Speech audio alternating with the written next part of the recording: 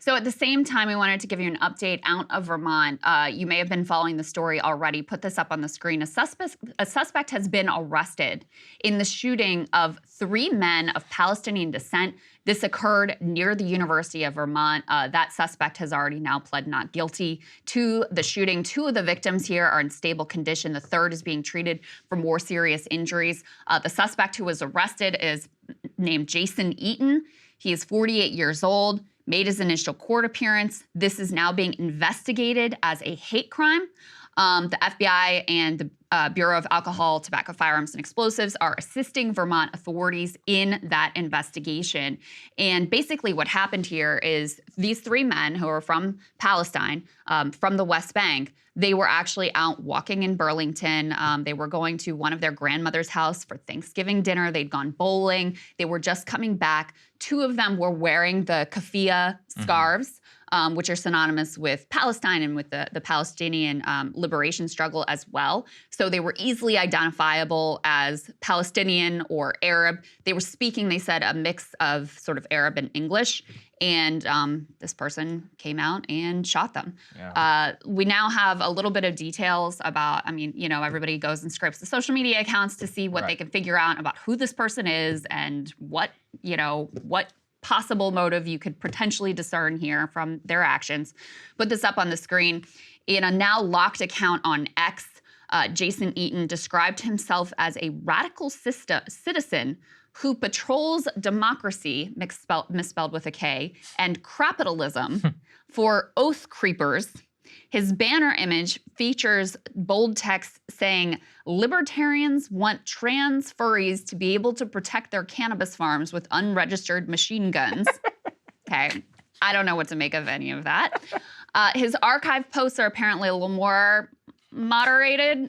He's got a lot of criticism of the IRS and the Fed, describes himself as a libertarian, expresses support for both Democratic and Republican lawmakers. He also had a Substack. The one that remains up there is apparently some long dissertation on how restaurants can keep dishwashers employed. But there were a lot of previous Substack posts that were apparently deleted. Some of them were anti-vax. There was one that was titled Thought Crime that Vice describes as an anti-vax screed that labels COVID-19 as a government conspiracy. The scale and the scope of this operation was next level, he wrote. They also were able, the Daily Beast was able to talk to his mother. And there were a lot of headlines that were all about like, oh, his mom says he's a great guy, which was, you know, not a great way to lead these pieces. But anyway, she said they just spent Thanksgiving together, saw nothing amiss with her son, made no reference to the Israel-Hamas conflict, which has, of course, been sharply polarizing. But she did say that he had struggles with mental health in the past and described him as a, quote, very religious person who regularly reads the Bible and finds connection to various religious figures. So that's kind of everything we know at this point. That's what we know. I mean, we don't yet have a motive that has been released by Burlington PD.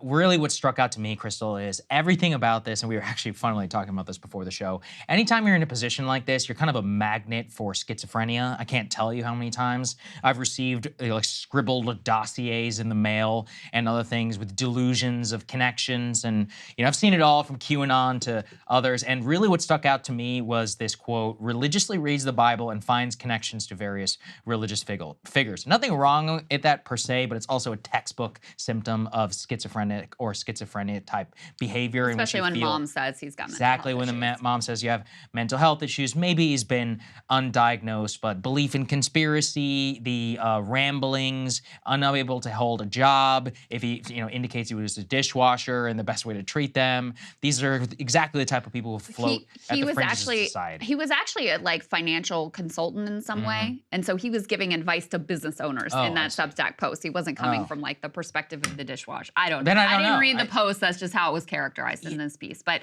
you know, when you have 3 men, college students, who 2 of whom are wearing the keffiyeh, just walking down the street, talking to each other, going to grandma's house for Thanksgiving, and someone comes out and, you know, wantonly tries to kill them. Of course, this is going to raise questions about whether this was a targeted hate crime because of their race and because of their religion. So that's what it's being investigated as, and that's effectively what we know about it at this point. And thank goodness they're all 3 alive, although, as I said, one of them is in really serious condition. One of them is in serious condition. Yeah, and we'll bear out the investigation. Is what we said yesterday, by the way, is, you know, with all these things, it's probably just better to wait for information and to characterize it responsibly rather than just rushing to judgment, unlike Fox News with their Canadian terrorist attack that ended up just being a high-speed car crash. Hey guys, if you like that video, go to breakingpoints.com, become a premium subscriber, and help us build the best independent media organization on the planet. That's right. We're subscriber funded. We're building something new. We want to replace these failing mainstream media organizations. So again, to subscribe, it's breakingpoints.com.